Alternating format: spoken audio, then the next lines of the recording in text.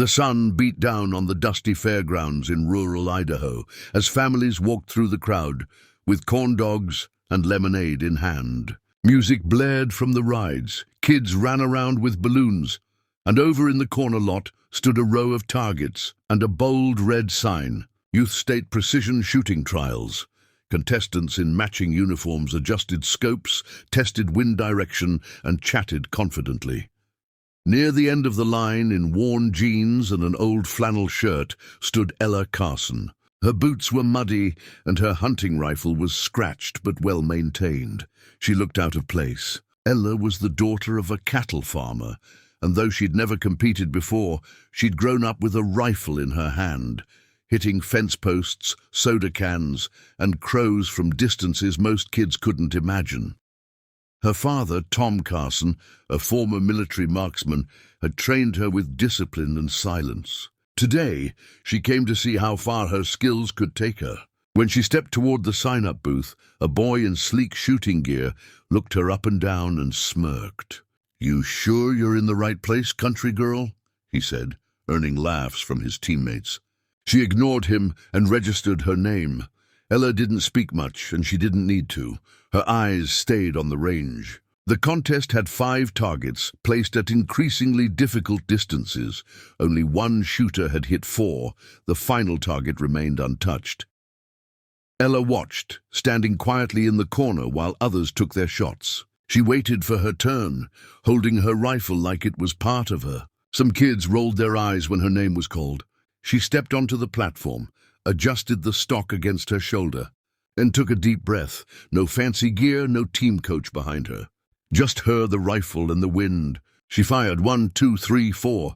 Each target dropped with clean, sharp cracks. The crowd, once noisy and laughing, grew silent. Then came the 5th target, barely larger than a coin, more than 100 meters out. She paused, exhaled, and squeezed the trigger. The final disc shattered. For a moment, no one moved. Then a wave of gasps and shouts swept through the audience. A stunned announcer fumbled the mic. "Ella Carson just made a perfect run. That's a new course record."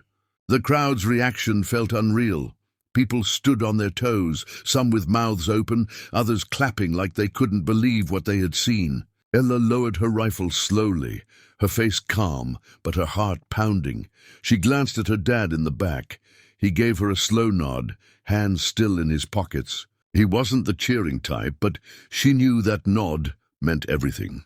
The boy who had mocked her earlier, Ryan, stood frozen near the scoreboard, his face pale. His teammates avoided eye contact. Ella walked past them quietly, her boots thudding softly on the platform. No smug smile, no big victory pose, just quiet confidence. The judges huddled briefly, reviewing footage and confirming the perfect hit. Then the head judge turned to the mic. "Ladies and gentlemen, we have a new precision record in the youth division. Congratulations to Ella Carson of Silver Creek. A trophy, a $10,000 scholarship certificate, and a custom invitation to the National Shooting Camp were handed to her in front of dozens of cameras." She held them awkwardly, not used to attention, as reporters swarmed with questions. "What's your training secret? Have you competed before? Who taught you to shoot?" Ella finally spoke. "My dad taught me, out on the farm. I just wanted to try." Her voice was steady, even as flashes from phones lit her face. In the background, her father watched quietly, his expression unchanged. But his eyes held pride deeper than words. Later, as things quieted down, a man in a dark suit approached. "I run a shooting academy in Colorado. We train young talent for Olympic trials. I'd like to speak with you and your father." Ella blinked. "Olympics?" He smiled.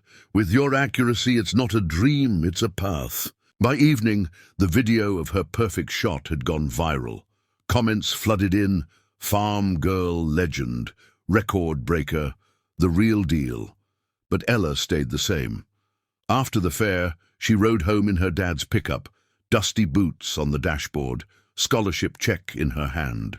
The next morning, she was back feeding chickens, target practicing behind the barn and brushing hay off her jeans. Because she knew success was great, but skill, real skill, meant showing up again the next day.